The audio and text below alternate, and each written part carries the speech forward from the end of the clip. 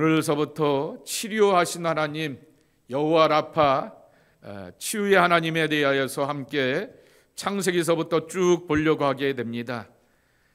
당연히 그러면은 원죄의 사건서부터 나오게 되었던 그 회복의 이야기서부터 우리가 함께 봐야 되겠죠. 성경 말씀 보시겠습니다. 창세기 3장 16절서부터 24절까지의 말씀입니다. 또 여자에게 이르시되 내가 내게 임신하는 고통을 크게 더하리니 내가 수고하고 자식을 낳을 것이며 너는 남편을 원하고 남편은 너를 다스릴 것이니라 하시고,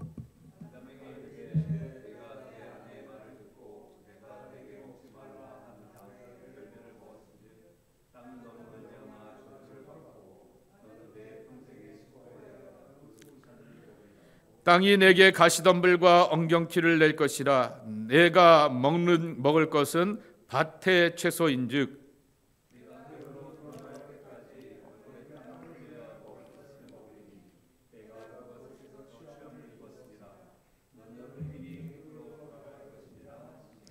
아담이 그의 아내의 이름을 하와라 불렀으니 그는 모든 산자의 어머니가 됨이더라.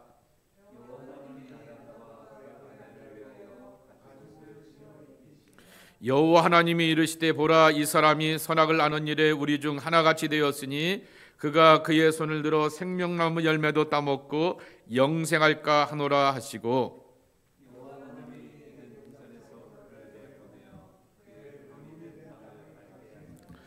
이같이 하나님이 그 사람을 쫓아내시고 에덴 동산 동쪽의 그룹들과 두루 도는 불칼을 두어 생명나무의 길을 지키게 하시니라. 아멘. 창세기는 인류의 원역사입니다. 그런데 출애굽기는 이스라엘의 원역사라 말하게 됩니다.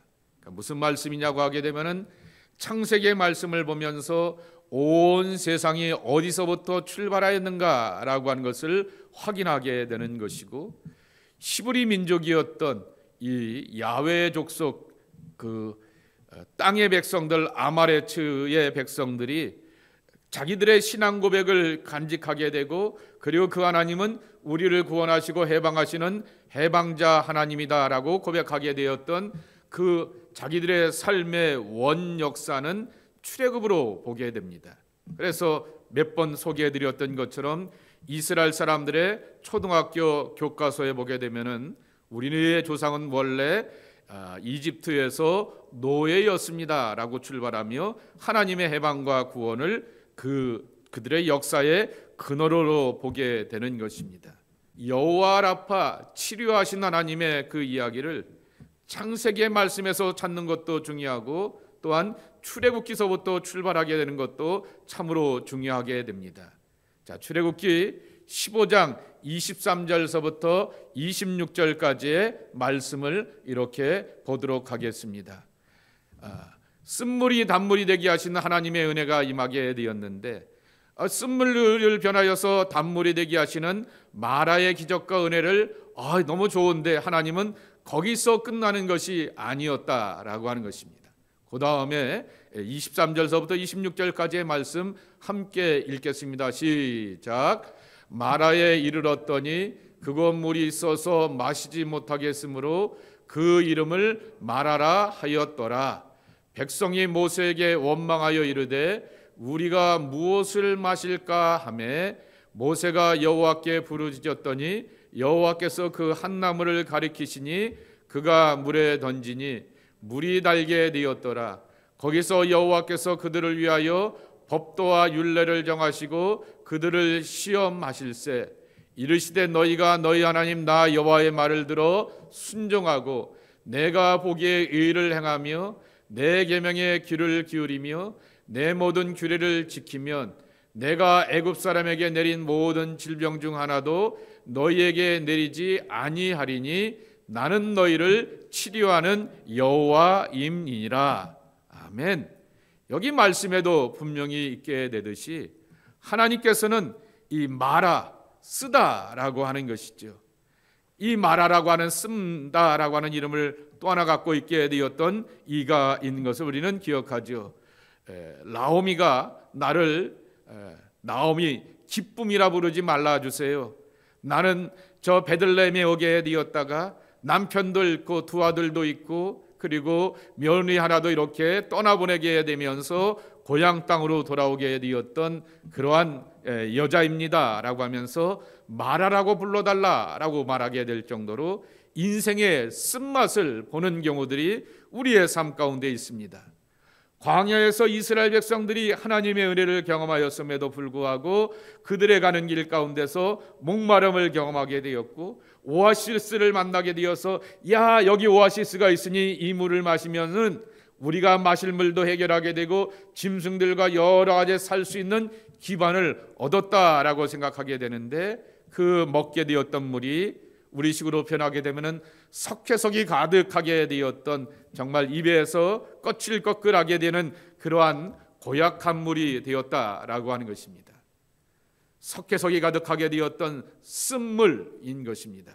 근데 하나님은 거기에서 그 나무 하나, 우리가 이것을 또 뭐 이렇게 들어가게 되었을 때 종려나무 그리고 나무에 달리시게 되었던 이 예수 그리스도라고 하는 것으로 이렇게 알레고리컬하게 유추하여서 쭉 들어가게 되지만은 하나님께서 그것을 달게 하여 주시게 되었던 것은 전적인 하나님의 은혜이죠. 이건 화학 공식이나 그러한 여러 가지 과학적인 지식으로서 설명될 수 있는 것이 결코 아닌 것입니다. 근데 하나님은 거기에서 한 걸음 더 나아가셔서 나는 모든 질병을 고치시겠다. 26절에 보게 되면은 다시 한번 26절 보여주실까요? 그렇게 말씀하고 있지 않습니까? 너희가 내 모든 규례를 지키면 내가 예루살렘에 내린 모든 질병 중 하나도 너에게 내리지 아니하리니 나는 너희를 치료하는 여호와임이라 그랬습니다. 여기서 말하는 치료라고 하는 것이 전인적인 치료구나 라고 하는 것을 알게 되는 것입니다. 하나님의 추위하심을 믿고 우리가 기도하게 되었을 때 질병도 고침받아야 되겠지만은 이 쓴물을 만나게 되는 이스라엘 백성들 속에 마음속에 좌절감이 찾아오게 되었듯이 마음의 상처와 깊은 내면의 고민도 치료해야 되는 것입니다.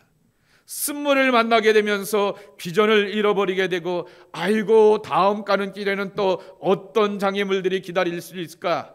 하나님께서 구름 기둥과 불 기둥으로 다음을 또 어떻게 인도해 주실까라고 하는 기대보다는 쓴 것에 대한 두려움과 염려와 걱정이 그들 마음 가운데 찾아올 때 마음의 좌절까지도 다 금지시키며 해결해 주시게 되었던 온전한 치유가 임하게 되었다라고 하는 것입니다. 그래서 우리가 하나님의 치유하심을 믿고 구할 때 병만 고쳐달라고 기도하면 안 됩니다. 그 상황과 주변과 그의 마음과 심지어는 주변에 있는 가족들의 마음까지도 함께 고쳐주시는 그러한 은혜를 구해야 한다라고 하는 것이죠. 그런데 이 하나님의 치유하심의 은혜는 우리가 경험하게 되듯이 즉각적인 치유의 은혜를 경험하기도 하게 되지만은 소킹 프레이어, 어떤 분이 이런 말을 만들어 놓게 되었는데 차근차근히 적셔들게 하는 그러한 기도를 드리는 경우도 있다라고 하는 것이죠. 정말 예수님께서 말씀하여 주셨듯이 말씀 한마디를 가지고서 예수님은 하나님의 아들이니까 그런다 하지어도 엘리사와 엘리야가 보여주게 되었던 그러한 질병과 재앙과 죽음 가운데서 살아나는 역사도 이러한 경험을 하게 하지만은 때로는 하나님이 우리의 기도 가운데서 하나씩 변화시켜 가면서 회복시켜 나가는 그러한 은혜를 경험하게 하시도 한다라고 하는 것이죠. 그러한 과정 가운데서 우리가 하나님의 사람으로서 달라지고 변화시켜가는 것을 경험하기도 하게 되는 것입니다.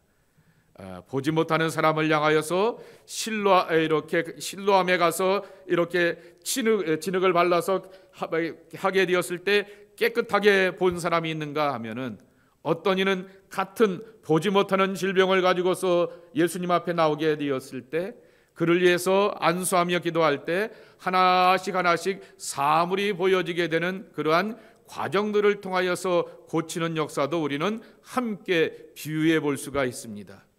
아니 기왕이면 예수님 똑같은 질병을 고칠 수 있는 능력이 있으심에도 불구하고 누구는 즉각적으로 고쳐주시고 누구는 이렇게 천천히 고쳐주십니까? 라고 할 때 그 과정과 주변에 있는 그러한 사람들과 당사자의 믿음의 상태를 이렇게 보기도 하신다라고 하는 것을 우리가 기억해야 한다라고 하는 것입니다.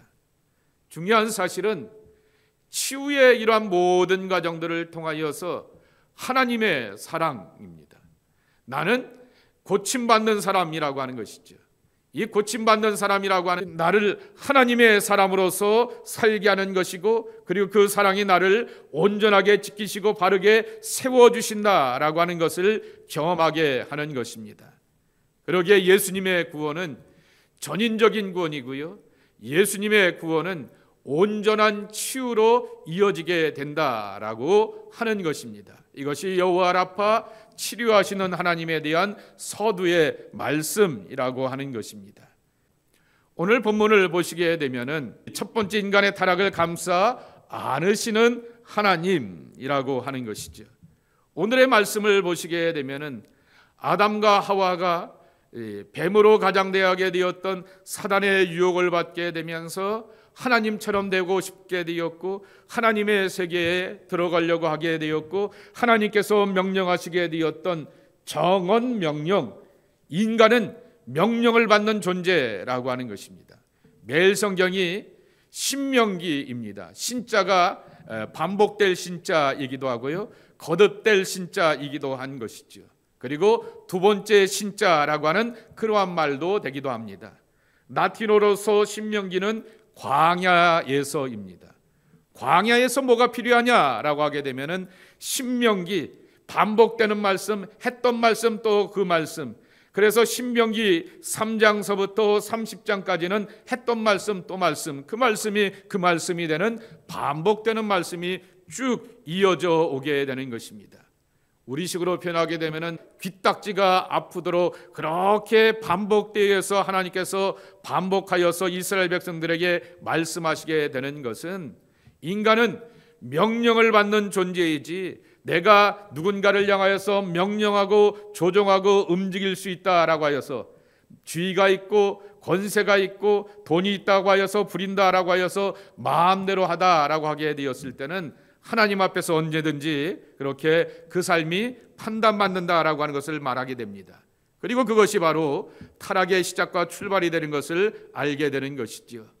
에덴 동산에서 인간이 그들이 경험하게 되는 것은 바로 명령을 따라서 살아야 될 텐데 그러지 못하게 되었다가 이러한 결과가 오게 되었던 것입니다.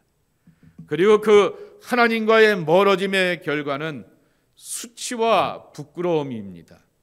벌거벗은 것을 알게 되었고, 그리고 또한 서로의 벌거벗은 것을 발견하게 될 뿐만 아니라 무엇보다도 하나님 앞에서 피하여서 또한 숨게 되는 그러한 존재들이 되었다라고 하는 내용이라고 하는 것입니다. 그래서 이것을 이렇게 바꿔서 표현해 볼 수가 있습니다. 하나님은 세 번째입니다. 하나님은 피할 존재, 피할 대상이 아니라 찾아가 문제를 해결할 뿐이다 라고 하는 사실인 것입니다.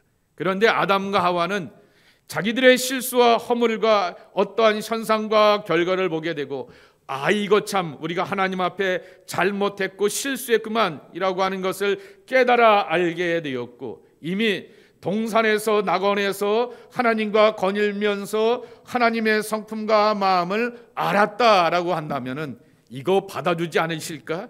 이거 실수했으면서도 우리가 이렇게 솔직하게 고백하게 되면은 하나님 용서하시면서 답을 주실 분 아닐까라고 하는 그러한 것으로 나간 것이 아니라 피하게 되었고 숨게 되게 되었더니 점점 더 답이 없는 그러한 현상과 결과를 오게 되었다라고 하는 것입니다. 이 창세기 3장의 말씀은 누가복음 15장에 나오게 되는 탕자의 비유와 연결시켜서 볼 수가 있습니다. 김영환이라고 하는 숭실대의 철학가, 숭실대가 기독교 대학이라서 그 안에 철학이 일반 철학이긴 하지만은 기독교 철학으로 이렇게 가르치는 분이 계시는데, 김영환이라고 하는 분이 이 원죄를 누가복음 15장의 말씀을 가지고서 설명하게 되더라고요. 그런데 저는 창세기 3장에 나오게 되는 이 원죄 이야기와 똑같이 이렇게 비유적으로 보게 되는 것을 알 수가 있습니다. 작은 아들이 아버지를 멀리 떠나가게 되었던 것이죠. 그랬더니 그 앞에 찾아오게 되었던 것은 기근과 흉년이었다라고 하는 것이죠. 그것은 조금 전에 말씀을 드렸듯이 수치와 부끄러움이었던 것입니다. 그런데 그가 스스로 답을 찾아가게 됩니다. 내가 이제는 더 이상 아버지의 아들이 아니라 머슴이 되고 종노릇을 한다 할지라도 아버지께로 돌아가자라고 하게 되었을 때 거기에서부터 답이 있다라고 하는 것입니다. 그러니 하나님은 피할 존재, 피할 대상이 아니라 찾아가 문제를 해결할 뿐이다 라고 하는 것입니다. 그랬을 때 네 번째 만나게 되는 것이 바로 인간의 수치와 부끄러움을 감싸주시는 하나님이라고 하는 것입니다. 오늘 3장 원죄의 이야기를 통하여서 고난과 질병이 왜 인간에게 찾아오게 되었을까라고 하는 것입니다. 이 원죄라고 하는 말, 오리지널 신이라고 하는 이 말은 누가 만들었냐라고 하면은 어거스틴입니다. 그렇기 때문에 우리가 어거스틴의 이야기를 그렇게 많이 하게 되고 어거스틴의 그러한 회심과 영성에 대해서도 큰 은혜와 도전을 받게 되지만은 개신교나 천주교나 모든 기독교 학자들이 똑같이 기독교 신학을 사도 바울이 예수님에 대하여서 정리해 놓았다라고 하게 되면은 현대인의 말로, 우리 시대의 말로 이렇게 해석하고 풀어놓고 정리해 놓게 되었던 분의 가장 대표적인 사람은 바로 어거스틴입니다.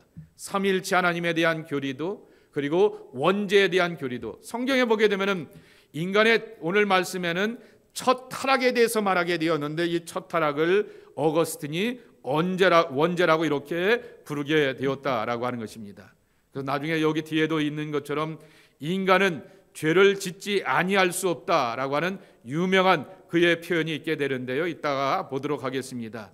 먼저 시편 51편 5절, 로마서 5장 12절 말씀을 보도록 하겠습니다. 함께 읽겠습니다. 시작.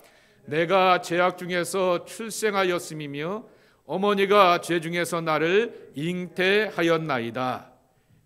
이미 태어날 때부터의 그러한 자신의 악을 이 시편 기자가 고백하고 있는 것입니다. 로마서 5장 12절의 말씀입니다. 함께 읽겠습니다. 그러므로 한 사람으로 말미암아 죄가 세상에 들어오고 죄로 말미암아 사망이 들어왔나니 이와 같이 모든 사람이 죄를 지었으므로 사망이 모든 사람에게 이르렀느니라 그랬습니다. 한 사람으로 말미암아 죄가 세상에 오게 되었고 죄로 말미암아 죽음이 오게 되었고 우리가 잘 알고 있는 죄가 장성하여서 죄의 삭시 사망이다라고 하는 그러한 결과를 맺게 되었다라고 하는 것입니다. 그러면 이 유대인들도 원죄 교리를 믿는가라고 하는 거죠. 원죄 교리를 믿지 않고 비슷한 고백인데요.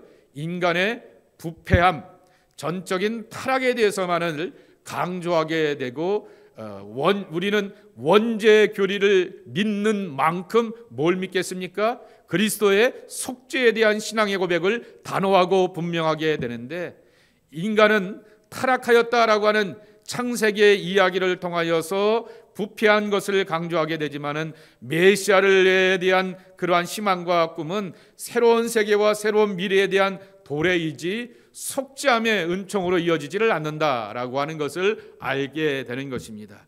그래서 유대인들이 말하게 되었던 인간의 부패성에 관한 성경의 구절 두 곳을 보도록 하겠습니다. 창세기 6장 5절, 8장 21절 말씀입니다.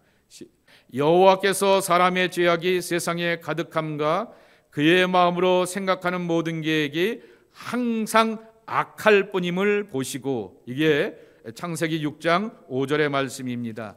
자, 8장 21절 말씀을 보겠습니다. 시작.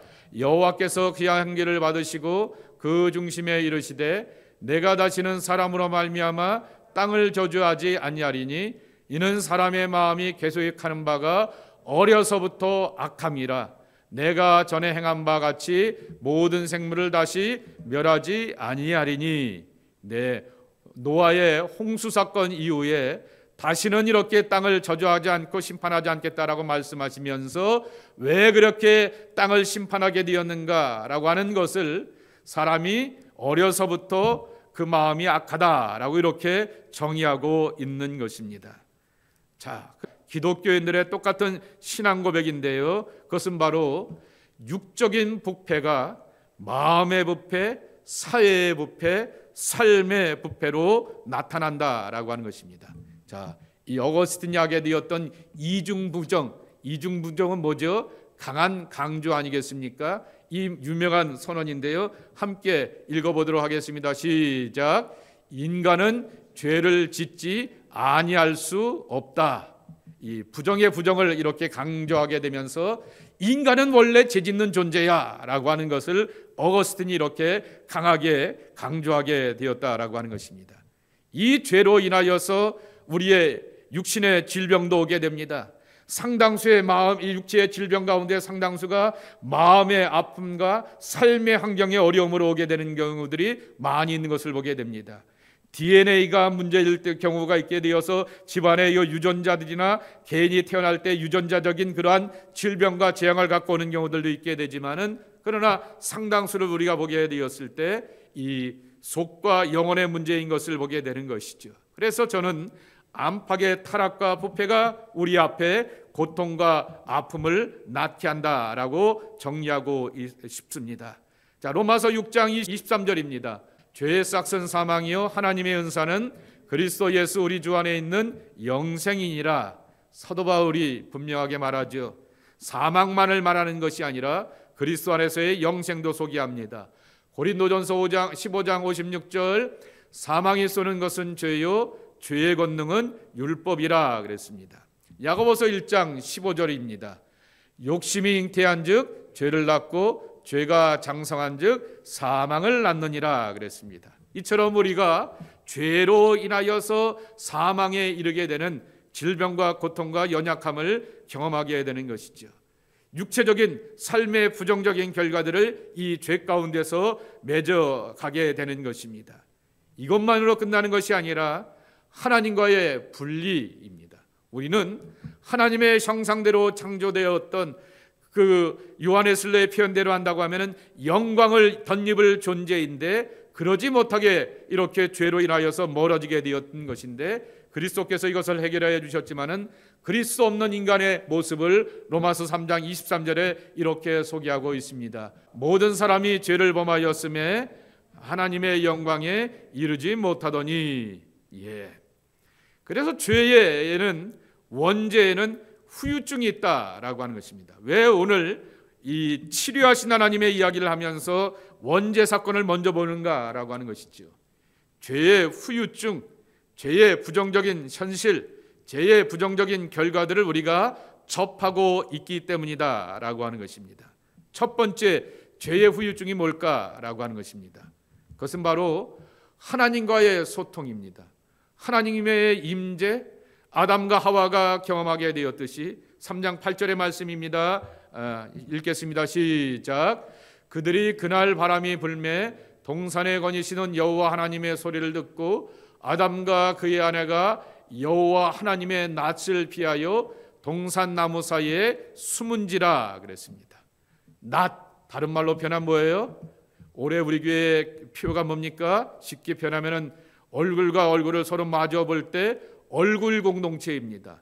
대면 예배 그리는데 그 대면 예배가 서로의 얼굴을 보고 목사의 얼굴을 보면서 예배드리는 게 진정한 의미에서 대면 예배가 아니다라고 하는 것이죠. 하나님을 만나는 대면 예배가 되어야 되는 것이죠. 그것을 강조하기 위해서 그렇게 올해표를 정하게 되었는데, 아담과 하와가 하게 되었던 것에, 타락한 것의 첫 번째 모습은 하나님의 얼굴을 피하여서 숨었다라고 말합니다. 그러나 하나님께서 얼굴을 우리를 향하여서 들이미시고 다가와 주시고 빛나는 영광된 모습으로 우리와 함께하여 주셔서 모세의 얼굴이 빛나듯이 나도 빛나는 삶으로 인도하여 주셨다라고 하는 것입니다.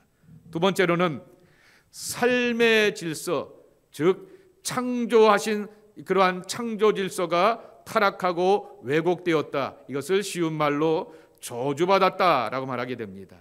창세기 3장 17절 18절 말씀입니다. 내 아내의 말을 듣고 내가 내게 먹지 말라 한 나무의 열매를 먹었은즉 땅은 너로 말미암아 저주를 받고 너는 그 평생에 수고하여야 그 소산을 먹으리라.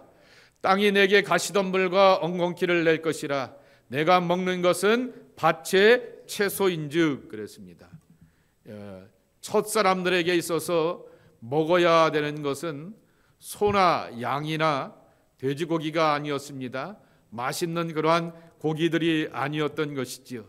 그 기껏 해봤자 밭의 채소를 먹게 되는데 가시덤불과 엉겅퀴가 그의 삶 가운데서 고통과 아픔을 주게 되는 것이고, 또한 16절 말씀해 보게 되면은 또한 수고하여야지만 열매를 먹는다라고 하는 그러한 삶의 모습이라고 하는 것이죠.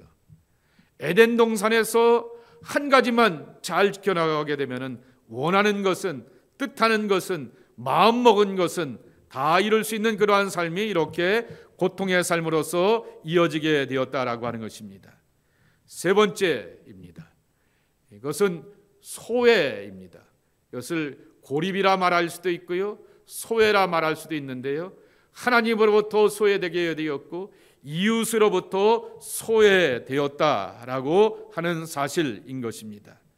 그래서 오늘 여기 22절서부터 24절 말씀해 보게 되면은 에덴 동산에 이것들이, 이 아담과 하와가 들어오지 못하도록 불담과 불병거를 가지고서 가로막게 하시게 되었고, 그리고 하나님의 스랍들을 동원하셔서 이 에덴 동산 앞에 감히 접하지 못하게 하셨다라고 하는 그러한 불행한 모습을 보게 되는 것입니다.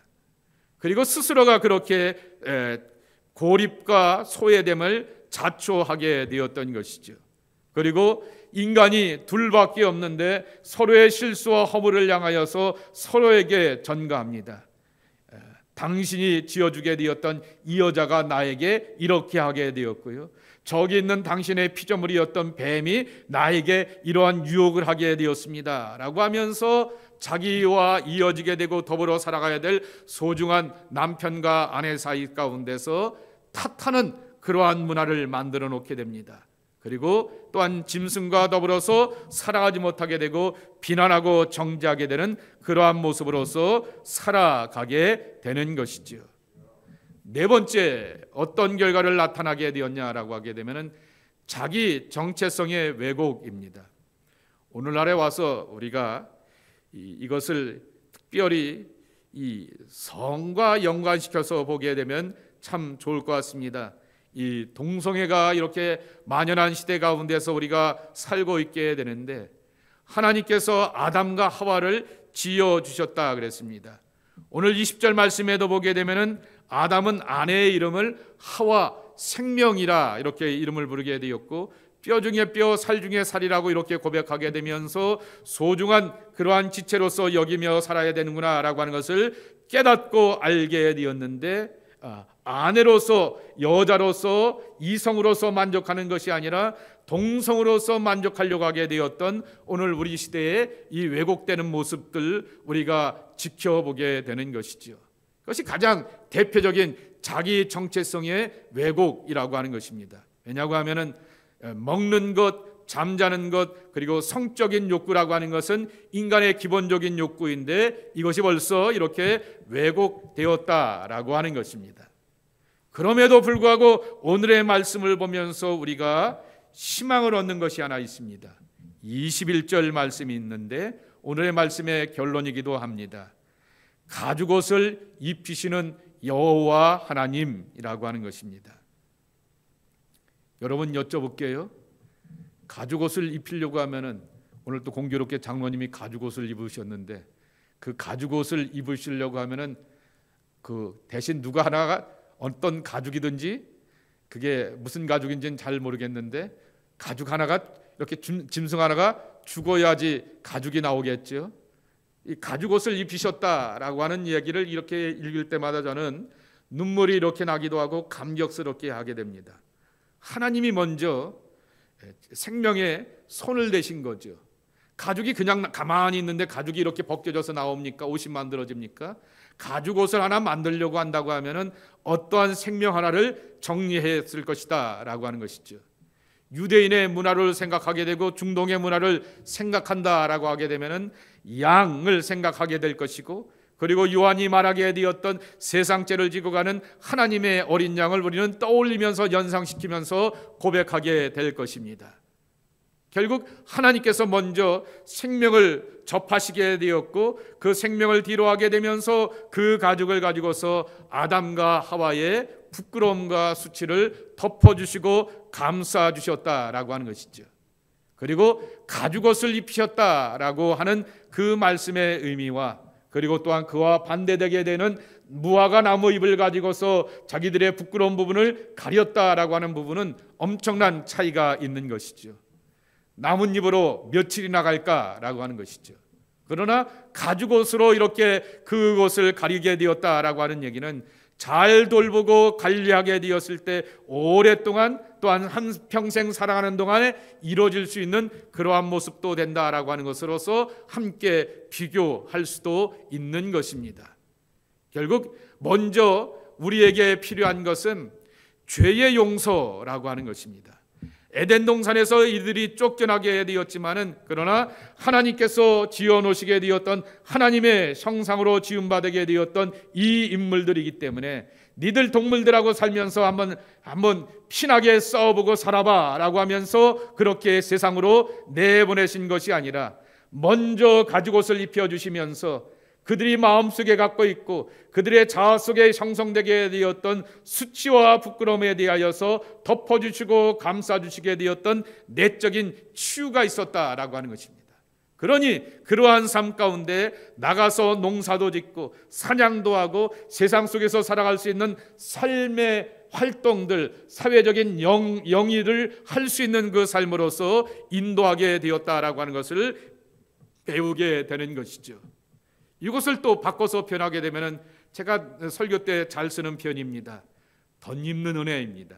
사도 바울이 입버릇처럼 쓰게 되었던 것처럼 그리스도의 구원의 옷으로 우리가 덧입었다라고 말하게 되듯이, 이 겉옷이 따뜻하고 두툼해야지 내가 몸이 안전하게 보호받게 되는 것처럼 하나님의 사랑과 은총 가운데서 덧입게 되니 모든 추위와 그리고 부끄러움 가운데서 온전해지고 나도 이렇게 바른 지체가 되어서 세상 가운데 살아가게 된다라고 하는 것입니다.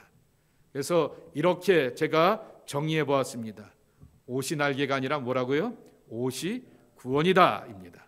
누가복음 15장 22절 말씀입니다. 함께 읽겠습니다. 시작. 아버지는 종들에게 이르되 제일 좋은 옷을 내어다가 입히고 손에 가락지를 끼우고 발에 신을 신기라. 탕자의 아버지가 그렇게 하셨던 것처럼 창세기에 하나님께서는 무화과 나무를 대신하면서 스스로 생명을 취하시면서 가죽옷을 만드셔서 가죽옷을 입히셔서 이 아담과 하와의 부끄러움과 수치를 뒤로 감싸주시면서 세상 나가 살아봐 라고 하며 세상 속에서 삶을 살게 하셨다라고 하는 것입니다. 그러기에 우리는 인간의 수치와 부끄러움을 아파하게 되지만은, 그러나 과거를 덮는 하나님의 사랑이 있기 때문에 우리는 그 사랑을 붙들고 의지하면서 세상 속에서 살아갈 수가 있다라고 하는 것입니다. 그래서 우리는 이러한 참된 치유라고 하는 것이 감정의 치유요, 관계의 치유요, 그리고 육체의 치유로 이어지게 되는데, 치유하신 하나님이라고 우리가 생각하게 되면은 병 고치는 거 먼저 생각하게 되는데, 내 마음 속에 있는 것, 그리고 이 마음속에 아픔과 상처로 오게 되었는 여러 가지 일들을 가만히 살펴보게 되었더니 누군가의 관계입니다. 소중한 사람이라고 여기게 되는 아내와 남편, 소중한 사람이라고 여겨지게 되는 부모와 자식 가운데서, 집안 사람들 가운데서 같이 하나님의 나라를 평생, 그리고 저 천국에서 영원히 만나야 될 사람들과의 그 관계가 비틀어지게 되었던 곳 속에서 우리가 치유받고 회복되어야 한다라고 하는 것입니다. 그리고 짧은 우리의 삶이지만은 육체를 갖고 살아가는 삶 가운데서 오늘 몸이 아프고 오늘 몸이 괴로우게 되면은 정말 모든 것이 끝나처럼 힘들고 괴로우게 되었던 육체의 아픔 가운데서도 우리가 치유받고 회복되는 온전한 구원을 경험하여야 하겠다라고 하는 것입니다. 그래서 이 창세기 3장에 나오게 되었던 이 온전한 구원의 말씀을 기억하시면서 저와 여러분을 치유하시고 깨끗게 하시는 하나님의 치유의 은혜를 늘 소망하면서 세상 가운데 담대히 살아가는 하나님의 자녀들이 여러분 모두가 되기를 예수님의 이름으로 간절히 축복합니다. 우리 오늘의 말씀을 기억하면서 함께 기도했으면 좋겠습니다. 하나님, 2024년 우리가 만나고 싶은 하나님은 치료하신 하나님, 그의 얼굴빛을 우리를 향하여서 비춰주시어서 긍휼과 자비를 베풀어 주시고 위로와 소망이 되게 하여 주시고 마음의 은총과 사랑으로 함께 해주시고 모든 아픔 가운데서 덮어주시게 되었던 하나님의 치유하심이 우리 속에 함께 하여 주시어서 우리가 고침받고 치유함받고 자유할 수 있게 하여 주옵소서. 그리고 특별히 이 육체적인 연약함을 갖고 있는 이들이 우리 주변에 참 많이 있습니다. 계속해서 이 독감으로 코로나로 인하여서 어려워하는 사람들이 많이 있고요, 함께 예배의 자리에 함께하지 못하는 이들이 있고요, 계속해서 기침으로 오래된 것으로 인하여서 어려워하는 분들도 있고요, 질병으로 인하여서 힘들어하는 이들도 있고요, 그리고 그 모든 것 가운데서 정말 치료함 받기를 원하는데 우리가 분명하게 선포하고 싶은 찬양이 있습니다. 예수 결박 푸셨도다. 이 모든 결박 푸셨도다. 나는 자유에 라고 이렇게 고백하고 찬양하게 되는 것처럼 결박을 푸시게 되었던 그리스도의 구속의 은총 가운데서 마음과 질병과 삶의 절망과 어두움 가운데서 자유한 자로 살아가는 하나님의 백성들이 우리 모두가 되게 해달라고 함께 주님 불러가시면서 기도하는 이 시간 되고 이 안에가 되기를 간절한 마음으로 소원하며 주님 부르시겠습니다. 위대한 영적 사상가였던 그리고 실천가였던 헬리나 우엔이 모든 크리스찬들은 운디드 힐러라 그랬습니다. 상처 입은 치료자라고 이렇게 말하게 됩니다. 다 힐러가 되어서 내 질병과 고통과 아픔을 해결할 뿐만 아니라 누군가 가족이나 가까운 사람과 믿음의 이웃들을 향하여서 아픔을 치료하게 되는데, 사실은 우리가 우리 삶의 연약함과 아픔을 이렇게 경험하면서 치료받으면서 결국 그런 삶을 산다라고 하는 것이죠. 가장 대표적인 인물이 바로 사도 바울일 것입니다.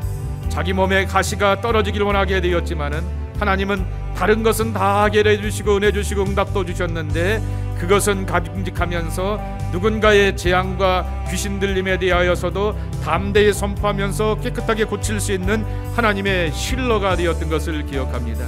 정말 그러한 삶을 살아가게 되는 우리의 모습이죠. 내가 이 땅의 삶을 살면서 여전히 아픔이 있고 연약함이 있고 숙제와 기도 제목이 있다 할지라도 하나님은 우리를 운디드 힐러, 상처 입은 치료자로 불러주셔서 연약함에도 불구하고 세상을 고치고 이웃을 고치고 교회를 고치고 공동체를 고치라고 말씀하여 주셨사오니 이 부르심의 사명과 본분을 감당하는 하나님의 사람이 되겠습니다. 올 한해 이 믿음의 본분과 부르심을 잘 감당하는 하나님의 사람들로 저희들을 축복해달라고 우리 함께 합심하여서 기도하는 시간을 갖도록 하겠습니다. 새해는 하나님의 얼굴을 구하는 공동체, 그것이 강림의 공동체의 모습입니다.